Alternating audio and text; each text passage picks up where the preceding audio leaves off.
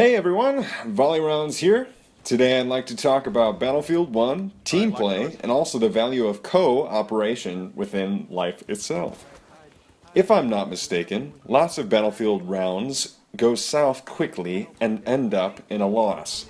Generally, this happens when the team is more focused on getting kills rather than securing the objective, PTO. When we observe this, we are observing the bystander effect. The bystander effect is when there are many people witnessing an event and no one responds. The reasons people do not respond varies upon the situation, but when it comes to Battlefield 1 rounds, I would assume that many players presume that the rest of the team will go for the objective, while they lone wolf it on the edge of the map trying to get their seemingly long kill streak. So, now that we've covered the cons of our team-orientated game, how can we improve our Battlefield 1 experience? I mean, how does one person make all the difference? Well, if revival is going to happen, it's gotta start with you. Are you off running amok whilst your team suffers under the grueling guns of a behemoth? Well, cut the act and get on the AA gun. Or are you that sniper, quote, covering your team all the way at the back of the map? Push up! Snipers have the ability to shoot flares, spotting enemies. Or, man, these are the biggest ones. Are you a medic or support?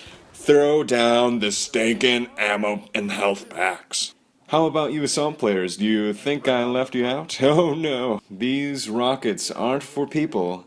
They're for taking out that tank that has a 61-2 KD ratio taking a point. Get on it! All this to say, we have to know who we are as individuals on a team. We are not merely players off to get our own high score, but we are valued team members winning a game for the whole. The best games that I've ever played on a Battlefield game have been those that our squad members have resupplied us with ammo, have given us health and revives, and have taken out enemy objectives, vehicles, planes, etc.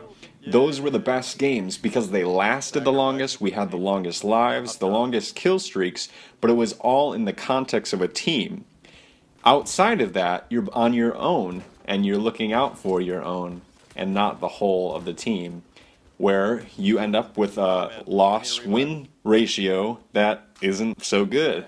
So how can we cultivate such team play within our games?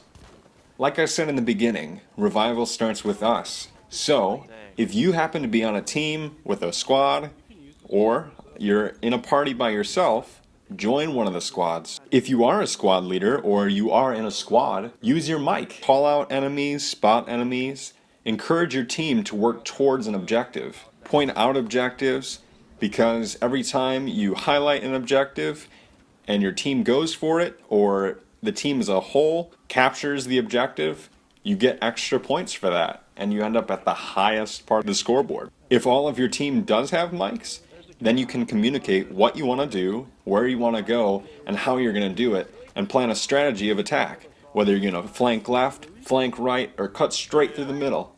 Battlefield 1 has been made towards team play with such tanks as the land ship. The land ship has 2 guns on either side, and the driver has a machine gun. It would be a lot of work for one person to have a land ship and switch between all 3 guns. But if you work as a team, you could take out other enemy tanks or infantry and destroy having 3 players within a land ship. The same goes for ships like the bomber.